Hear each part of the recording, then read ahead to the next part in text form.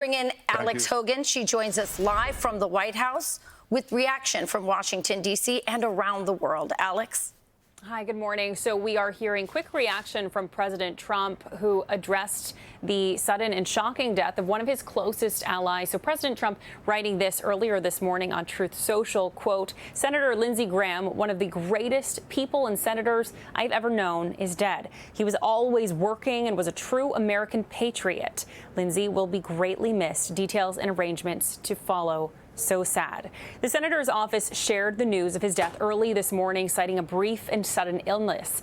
Tributes domestically quickly pouring in. Senator Thune writing, Lindsey's long and dedicated service in the Air Force and Congress carried him to far-flung regions of the world, and also writing his influence on the federal judiciary or national defense and his beloved South Carolina will be felt for generations.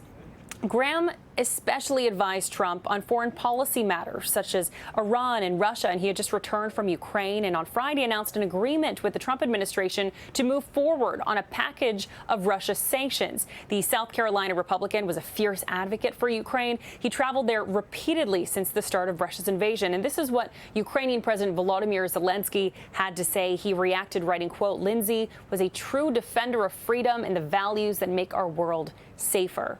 We heard, as you mentioned, in that interview from Israeli Prime Minister Benjamin Netanyahu calling him a patriot, and Graham was seeking a sixth year as a Senate term in November. Before his service in public office, Graham served 6.5 years in the U.S. Air Force as a military lawyer and serving in Germany for that. He later served in the Air National Guard and Air Force Reserve. He was an active member of his church. He never married or had children, but after both of his parents died when he was in college, he took care of his younger sister, becoming her legal guardian. His family, in this incredibly difficult time, are asking for their privacy and thanking everyone for these tributes and prayers. Guys, back to you.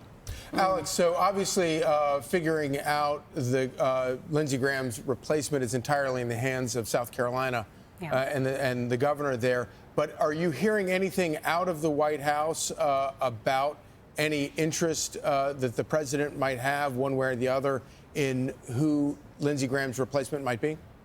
Well, no public comment on that just yet. We do expect to hear from the president later today, inevitably more, whether it's on Truth Social, other statements. But Lindsey Graham, again, this was a shocking development this morning. He was actually supposed to speak on Meet the Press later this morning. So we do expect, according to that network, that not only Israeli Prime Minister Benjamin Netanyahu, but President Trump will speak in his place as well. So we could hear some more developments there. But at least as it stands right now, more tributes and condolences for the family and remembering Lindsey Graham, who is 71 years old.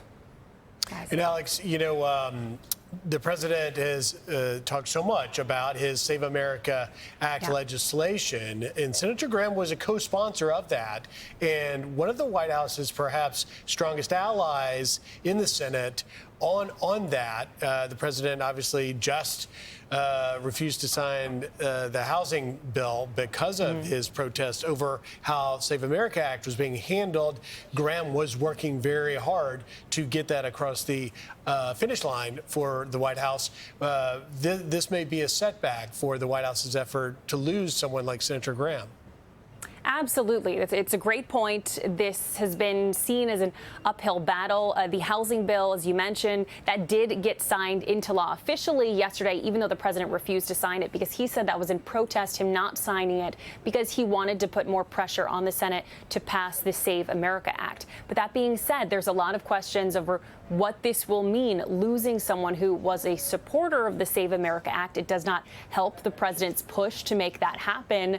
There will inevitably be a lot of conversations as to how this all moves forward, how this shakes up as a result. And it will be interesting to see in the hours that follow. Do politicians point to the next moves? Do they take a beat and just remember someone today on the day as people are learning about their death? It's always interesting to see after someone dies, especially in a public office, how quickly the conversation changes from remembering them to how do we navigate where we go from here?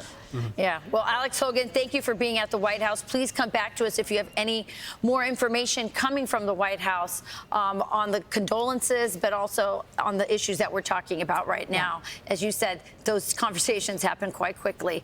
Alex Hogan at the White House. Thanks, Alex.